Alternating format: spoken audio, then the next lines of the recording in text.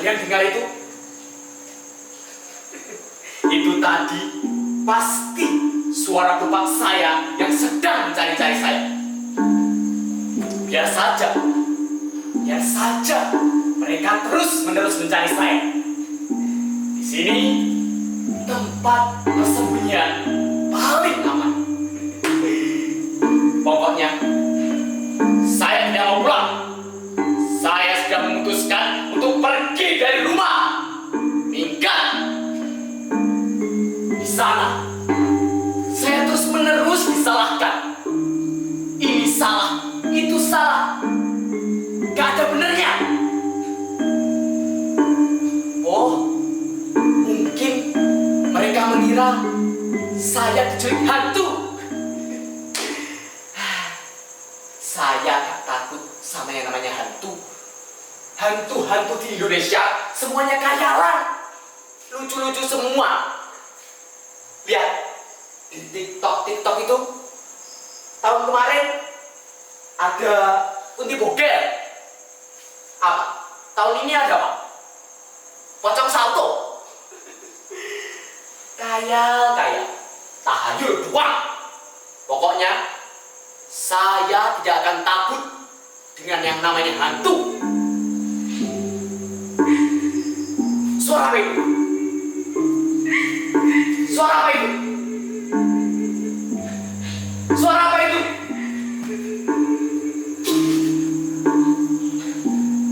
Kenapa? Suasananya menjadi mencekam. Apa benar? Ada hantu? Gak mungkin. Pasti gak mungkin. Sadar. Tapi saya tahu ini tidak akan mudah. Kalau saya pergi dari rumah, berarti saya harus meninggalkan semua kenyamanan saya. Mulai dari komputer saya, konsol saya, game-game saya yang selalu saya mainkan ketika pulang sekolah. Tapi saya menjadi sadar, karena itu semua tadi, saya menjadi lemah, menjadi lembek, dan stuck di poin yang itu saja. Maka dari itu, saya memberontak. Bukan hanya memberontak dari rumah, di sekolah pun saya menjadi pemberontak. Di sekolah, saya dibilang sebagai anak yang susah diatur, berandalan. Bahkan mereka memanggil saya dengan sebutan sampah. Yang perlu kalian tahu, saya ini gak bisa kalau hanya duduk manis, manggut-manggut setiap kali guru menjelaskan pelajaran dari jam 7 pagi sampai jam 4 sore. Saya gak bisa. Yusuf gendeng no kan. Toh, pendidikan di sekolah juga sering tidak sesuai dengan kehidupan yang kita jalani. Contoh, kalian minta contoh. Di sekolah, kita diajari untuk memiliki moral yang baik, akhlak yang baik, perilaku yang baik. Tapi kenyataannya, lihat itu. Para politisi yang suka korupsi. Apa itu yang dikatakan bermoral? Apa itu yang dikatakan berakhlak? Kita juga dituntut untuk taat hukum dan aturan.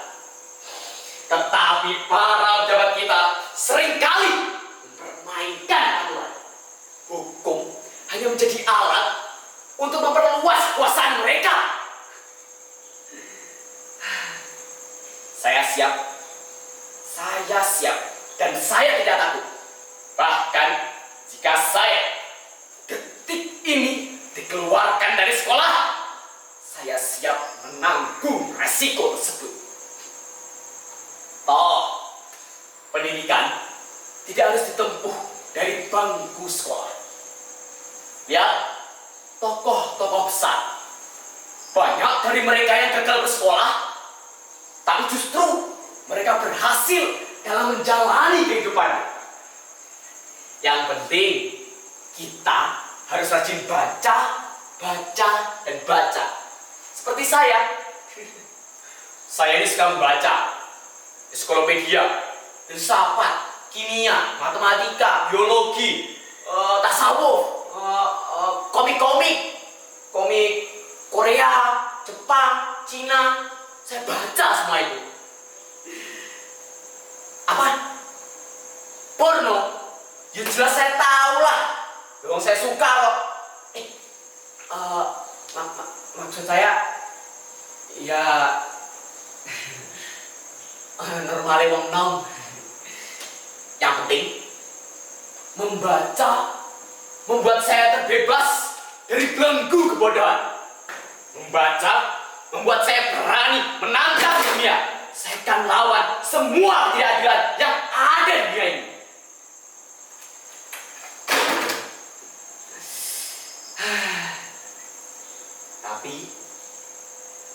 Tapi saya menjadi ingat dengan tokoh-tokoh besar dunia. Oh, ya, saya ingat Mahatma Gandhi, Bill Gates, dan yang pasti Soekarno. Wong Blitar gitu. Ini mesti eling tak karo Soekarno. Saya mengingat kata-kata Bung Karno yang sangat berapi-api. Beliau berkata begini, beri saya 10 pemuda, niscaya kan kuguncangkan dunia. Lihat itu. Hanya dengan 10 pemuda bisa mengguncangkan dunia. Maka kita sebagai pemuda harus menjadi bagian daripada hal tersebut. Kita sebagai pemuda harus tangguh. Jangan patah semangat. Apalagi patah hati. Lihat, para pemuda zaman dahulu berani bersumpah, yaitu sumpah pemuda. Masa kita sekarang hanya berani sumpah pocong? Gak level dong. Kita harus menjadi agen perubahan, bukan agen judol.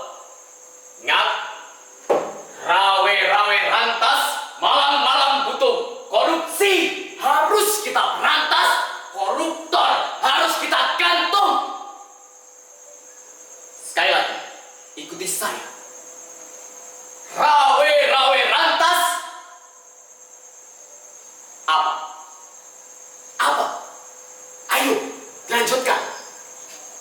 Toh, kalian pasti tidak mengikuti kan? Saya tahu.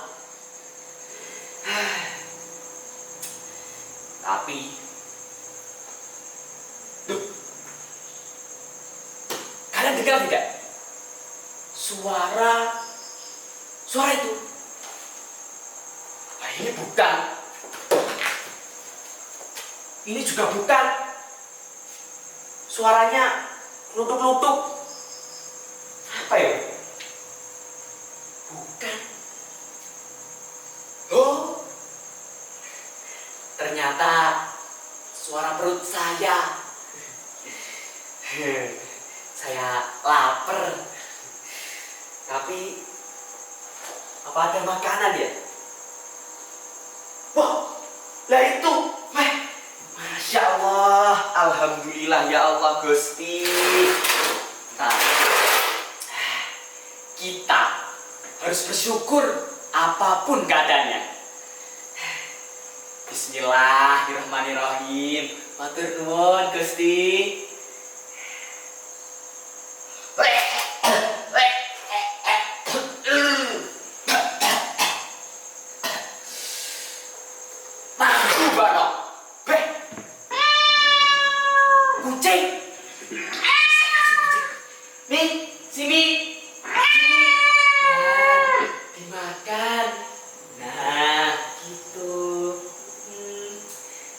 Lucu banget sih kamu.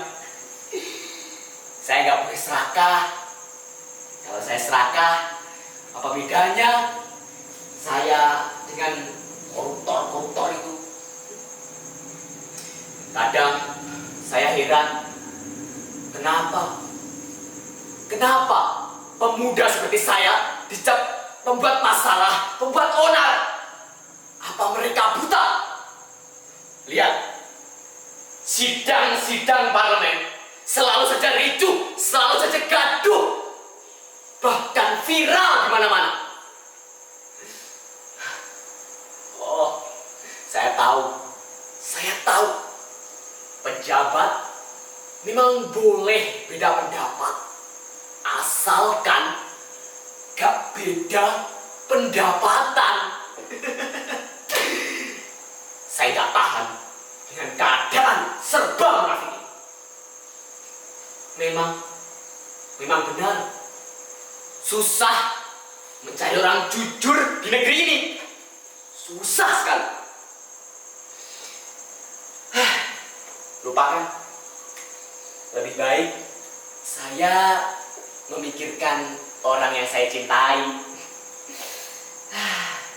Dia begitu cantik, indah, lucu, imut, semuanya ada di dia.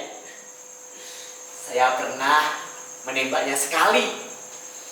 Ya, menggunakan puisi. Tapi ditolak. Ayo, ketawa. Saya heran. Kenapa saya ditolak? Padahal, lihat wajah saya. Ganteng kayak ini lah. Kok ya cek ketolak loh. Aduh. Saya ini 11-12 sama Afgan. Kalau Afgan ibarat jam 11 siang, saya ya ibarat 12 malam. Ngomong-ngomong soal jam, sepertinya ini sudah malam. Saya sudah ngantuk. Biasanya saya jam segini sudah tidur. Tapi saya tidur di mana? Di sini pesing, kotor. Ya udah, saya di sini saja. Kamar saya itu ya, saya kasih tahu, punya AC, penghangat ruangan, kasur, selimut, bantal, guling, lengkap. Ngapain? Banyak nyamuk.